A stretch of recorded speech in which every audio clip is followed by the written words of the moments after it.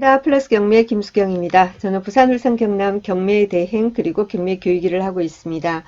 오늘은 구독자분 문의 사건 재밌는 거 있어요. 같이 한번 공부해 보도록 할게요. 데니김님 문의 주셨는데요. 채무자와 임차인 관계가 이해 안 가는 게 있어서 글을 남깁니다. 천안지원 2019 타경의 102627. 이 물건 같은 경우는 임차인이 채권자 남편이라고 나오는데 임장을 통해서 사실관계를 정확히 알아야 하겠지만 만약 사실이라면 남편을 임차인으로 설정한 이유는 무엇이라고 이해해야 할까요? 이분 질문 때문에 이 사건을 열어봤는데 이 질문만이 아니라 그 밖에도 우리가 공부가 많이 될 만한 내용들이 있습니다. 같이 보도록 하겠습니다. 매각기일은 3월 10일이에요. 3월 10일. 그죠? 그런데 지금 전국의 모든 법원 경매가 전부 다 휴정 상태예요. 그래서 뭐 나중에 그죠? 상황이 종료가 되면은 다시 날짜가 잡히겠죠. 2019 타경 102627 천안시 서북구 불당동의 불당 아이파크 백이동 3층 물건입니다. 감정가 3억 500 그리고는 아직 1차기 때문에 역시 최저가도 3억 500입니다. 여기 보면은 소유자, 채무자, 채권자 이렇게 나오는데 제가 이름을 개인정보 때문에 지우다 보니까 다 김씨예요. 어떻게 망 김땡땡 망 김땡땡 이 말은 소유자 김모 씨가 돌아가셨다 이 말이죠. 망이 붙어 있습니다. 그래서 망 김모 씨의 상속재산 파산관제인 변호사 김모 땡땡 역시 변호사도 김씨. 그리고 역시 소유자 채무자 동일하고요. 채권자도 김땡땡. 하지만 전부 다 다른 사람이에요. 다 김씨예요. 어떻게? 음, 그러면 다음 한번 볼게요. 등기부 보겠습니다. 등기부 현황을 봤어요. 그러니까 2015년 8월 11일 날 소유권 이전 매매했습니다. 김모 씨 소유자가 돌아가신 분이죠. 이분이 매수를 했습니다. 매수를 거래가액 2억 7천만 원으로 매수를 했습니다. 8월 11일이에요. 그리고 일주일 뒤에 8월 18일 날 근저당이 설정됩니다. 여기에서 근저당 이분 채권자도 김모 씨예요. 자, 이거는 원래는 계약 양도 전에는 농업회사 법인 어디 이렇게 했었습니다. 여기에서 농업회사 법인에서요. 여기에서 이제 근저당을 설정했는데 이 저기 그 뭐죠? 근저당이 이 김모 씨한테로 양도된 겁니다. 어쨌건 2015년 8월 18일 날 근저당이 말소 기준 등기에 해당합니다. 그리고 압류들이 막 있어요. 건강보험공단, 뭐 천안시 서북구, 서울특별시 관악구 이런 데서 압류가 들어와 있고요. 그리고 2019년 3월 27일 날 소유권 이전 상속이 됩니다. 정땡땡씨 외 3명에게로 남겨진 가족들인가 봐요. 유가족들에게 상속이 되게 됩니다. 그리고 2019년 4월 18일 날 경매가 들어옵니다. 김땡땡씨. 청구 금액은 약 2억 5천이 되네요. 그렇게 돼 있습니다. 그리고요. 임차인 현황 보겠습니다. 이모 씨가 있습니다. 이모 씨 있는데 전입 날짜가 2004년 8월 31일이에요. 2004년입니다. 무려. 그리고 여기는 2015년도에 소유권이 바뀌었잖아요. 그리고 2015년 이제 소유권 바뀌고 일주일 뒤에 또 근저당이 들어오고 지금 이런 상태거든요. 자, 그래서 무슨 이렇게 임차인이 뭐 오래 있는다 하더라도 지나치게 오래 있지 않습니까? 이런 경우에는 역전세를 한다든지 이런 식으로 넘어가는 경우가 많기 때문에 그래서 등기부를 제가 열어봤습니다. 등기부를 열어보니까 역시 한번 보시겠습니다. 등기부 그러니까 갑구, 그죠? 갑구의 소유권에 관한 사항이 나옵니다. 2004년 9월 3일 날 소유권 보존이 됐고, 그리고는 2002년 8월 21일 때 분양받은 거죠. 2004년 10월 20일 날 김땡땡 씨, 원래 전 소유주. 이 사람이 이제 매수가 된 거고, 그리고는 2015년 8월 11일 날, 그죠? 현재 돌아가신 분, 그분한테로 소유권이 넘어오는데, 그런데 제가 이름을 지어놨지만 여기 있는 2004년도 10월 20일 날 접수돼서 등기된 이 소유주가 현재 채권자입니다. 채권자예요. 그래서 채권자가 전 소유주예요. 전 소유주. 전 소유주고 그리고 2015년도에 2억 7천에 이 집을 매도를 한 거예요. 매도를 하면서 본인들이 임차인으로 있게 된 겁니다. 그래서 그런데 아까 그 문의 주신 분, 그 임차인, 왜 채권자가 뭐 남편이 어떻게 임차인이냐 이러는데 뭐냐면은 제 생각에는 이분이 그러니까 여자분이죠. 전 소유주 김모 씨. 전 소유주 김모 씨가 여자분이고 전입은 주로 세대주 같은 경우에 남편이 돼 있는 경우가 많지 않습니까? 그래서 그 상태대로 2004년도부터 본인들이 이때 이제 집 사서 그죠? 여기 2002년도 분양받아서 2004년도에 입주를 했다 그죠? 이때 전입된 상태에서 그대로 있었던 거예요. 그래서 이제 임차 보증금을 되돌려 받지 못하니까 이 김모 씨가 채권자가 돼 있는 거고 그리고는 전입은 남편인 이모 씨로 돼 있는 그런 겁니다. 그런 건데 어쨌든가 2015년도에 이제 소유권이 넘어가고 이렇게 됐는데요. 어떻게 돌아가는 건지 한번 보겠습니다. 뭐 현황이랑 뭐 법원에서 나와 있는 자료는 매각물건 명세서는 아직 안 나와 있어요. 법원에 매각물건 명세서 아직 안 나와 있고 현황조사서만 있으니까 같이 한번 보도록 하겠습니다. 음, 현황조사서는 집행관이 조사를 나가서 점유관계를 파악을 하기 위해서 나갑니다. 그죠? 그래서 목적물 내에 채권자 남편, 목적물 내에 채권자 남편, 이 모 씨를 만나서, 이 땡땡을 만나서 현황조사 안내문 전달 후 임대관계 및 점유관계를 문의한 바 잘 알아듣지 못하여 연세들이 좀 많으세요. 그래서 이 채권자 남편의 휴대전화로 그죠? 그분의 둘째 딸 이 땡땡에게 전화 통화를 했다 그죠? 그래서 경매 취지를 고지하고 고지 후에 권리신고 및 배당 요구할 것을 고지하였다라고 했습니다. 그리고는 전입세대 열람을 했다 그죠? 관내 동사무소 전입세대 열람 후 등본 첨부했고 전입자는 이 땡땡인데 이 사람은 채권자의 남편이다. 그죠? 전 소유주 김모 씨의 남편 이모 씨 됩니다. 그래서 여기 임대차 관계 조사서에 뭐 다른 것은 일단 뭐 그 당시 조사한 거니까 그래서 본인이 파악한 거는 뭡니까? 2004년도 8월 31일 날 이렇게 전입이 돼 있다라는 거. 이거밖에는 지금 나와 있는 게 없고 매각 물건 명세서는 아직 나와 있지 않고 그렇습니다.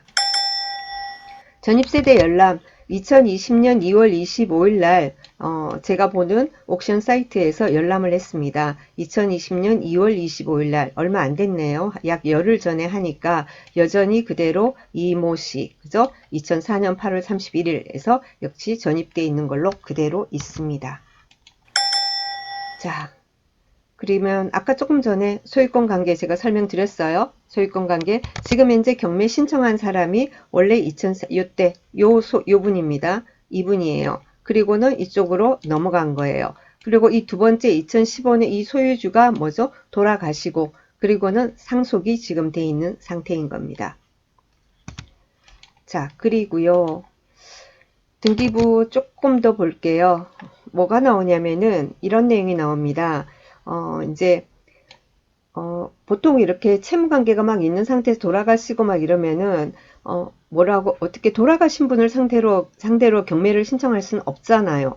그러니까 채권자 돈을 받을 사람이 그 사람들이 어떤 절차를 밟고 있지 않으니까 상속을 대위를 하게 되는 거예요. 대신해서 상속을 시키는 그게 됩니다. 그래서 왜 그렇게까지 하느냐? 이 사람들은 뭐죠? 임대차 보증금을 받아야 되기 때문에. 그래서 임대차 보증금 반환 사건의 확정 판결에 기한 청구 채권에 보전했습니다. 임대차 보증금을 되돌려 받기 위해서, 임대차 보증금을 반환받기 위해서 이제 뭐죠? 소송을 해야 되는데 경매를 그저 넣어야 되는데 돌아가셨기 때문에 상속을 대위해가지고는 해서 이렇게 해서 지금 경매가 들어왔다라는 내용이 나와 있는 겁니다. 그래서 강제경매 개시결정 임대차 보증금을 가지고 들어왔으니까 그죠? 반환 소송을 통해서 들어왔으니까 임의경매가 아니고 강제경매가 되고 이런 내용이 지금 또 있고요. 그리고 그 다음 또 볼게요. 어떤 내용 나오냐면은 이 부분 아까 제가 말씀드린 2015년 8월 18일 날 근저당이 설정됐습니다. 2015년 8월 18일 날 채권 최고액 3억입니다. 그래서 뭐 농업 뭐 법인 이쪽에서 먼저 농업 법인이 또 채무 이 관계 일을 했나 봐요. 그리고 근저당권자 역시 농업 뭐 법인이었어요. 다른 어떤 농업 법인에서 3억으로 해서 근저당을 2015년 8월 18일 날 설정을 했는데 이 근저당이 이전이 된 겁니다. 이전이 김모 씨한테로 지금 돼 있는 그런 상태예요. 계약이 양도된 거예요. 아이고 복잡하다 그죠? 그리고 임대차 보증금 여러분 보시는 화면 임대차 보증금 반환 소송에 관한 내용입니다. 임대차 보증금 반환 했습니다. 그래서 원고 그러니까 전 소유주이자 임차인 이 원고가 피고 그러니까 유가족 그죠? 상속받은 유족을 피고로 해가지고는 소송을 한 겁니다. 그죠? 그렇게 해가지고는 종국 결과가 어떻게 해요? 2018년 4월 20일 원고 승했습니다. 임차인 이 사람이 이제 이긴 거예요. 그죠? 소송에서. 그렇게 해서 이제 경매가 들어왔다라는 스토리를 볼 수가 있습니다. 자, 그러면은요, 중요한 거는 우리가, 그러면 이거 배당 관계는 어떻게 되나, 라는 그런 부분이 있는데, 지금 이게 보시면 이게 구독션에서, 옥션 사이트에서 한 건데요. 여기서도 이렇게 내용이 나와 있어요. 본 배당표는 신권으로 점유자 정보가 부정확할 수 있습니다. 입찰 일주일 전 점유자 정보가 기록된 매각물건 명세서가 공고되면 기록을 입력하고 배당표를 새로 작성합니다. 했으니까, 요 내용을 믿지 마시고요. 요 내용을 혹시 보게 될까봐 미리 말씀드립니다. 제 생각에는 이건 좀 아닌 것 같아서 미리 말씀을 아직 드리고요. 자, 다시 돌아가서 제가 설명을 드리도록 하겠습니다. 지금 이 이모 씨, 그죠? 이모 씨는 채권자의 남편입니다. 전 소유주이자 현재 임차인이죠. 그죠? 전 소유주이자 임차인. 그 사람이 이제 경매 신청을 했어요. 채권자입니다. 그래서 이렇게 돼 있는데 전 소유주가 그러면은 이 사람이 2004년도에 전입 아닙니까? 2004년도 전입이에요. 그런데 이때는 소유자로서 전입이 돼 있었던 거죠. 그러면은 우리가 따지는 거는 뭐냐면 임차인으로서의 대항력은 그럼 언제부터냐라는 게 굉장히 중요합니다. 그죠? 자, 이 사람이 지금 여기 보면은 매도가 언제예요? 2015년 8월 11일 날 매도했다. 그죠? 이렇게 나오죠. 그죠? 돌아가신 분, 김모 씨가 이 집을 2015년 8월 11일 날 2억 7천에 이 집을 샀다. 그죠? 소유권 이전 매매돼 있습니다.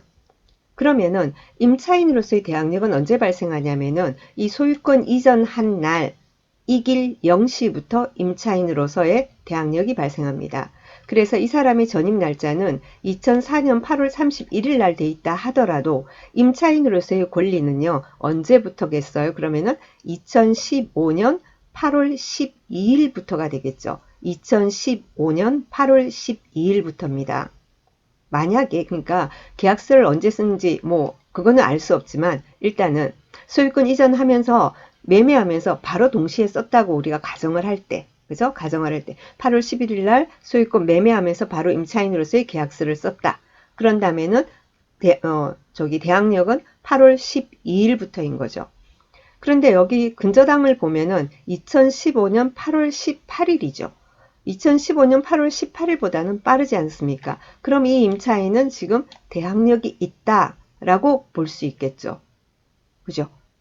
그런데 그 임대차 계약서를 언제 썼는지는 알 수 없어요. 저도 모르겠지만은 어쨌든지 간에 매매를 하면서 동시에 임대차 계약서를 작성했다면 2015년 8월 12일 0시부터 대항력이 있다라는 거죠.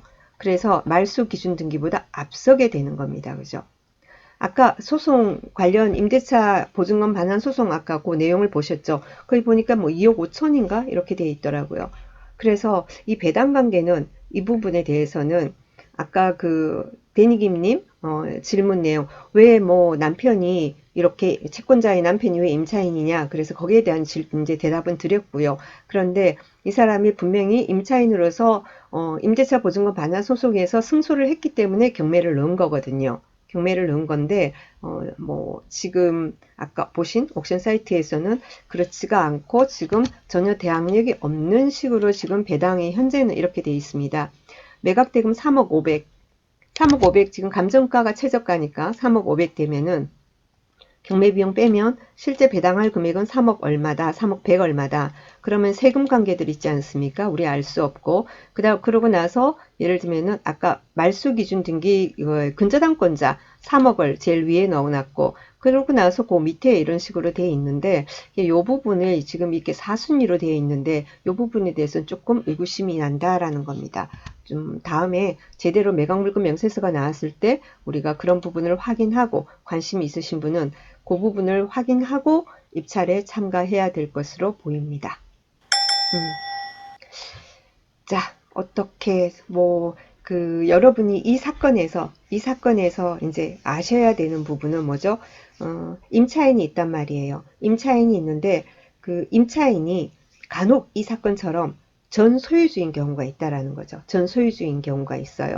근데 이거는 전 소유주다 어떠어떠하다 이러고 옥션 사이트에서 제대로 막 이렇게 하기가 어렵지 않겠습니까? 물론 그렇게 분석이 돼서 나오는 경우도 있겠지만 그런 경우 여러분도 항상 등기부를 항상 열어보세요. 등기부 열어보고 등기부 스토리를 보시고 예, 그리고는 혼자서 분석을 많이 해보시고 하셔야 됩니다. 지금 제가 보는 관점에서는 여기는 좀 대항력이 있고 지금 그런 상태라서 아까 옥션 사이트에 그 배당표를 보고 입찰에 들어가서는 안 되지 않겠나.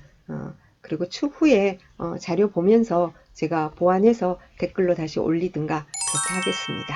자, 오늘 여기까지 하겠습니다. 즐거운 하루 보내시고요. 또 다음 시간에 뵙겠습니다. 감사합니다.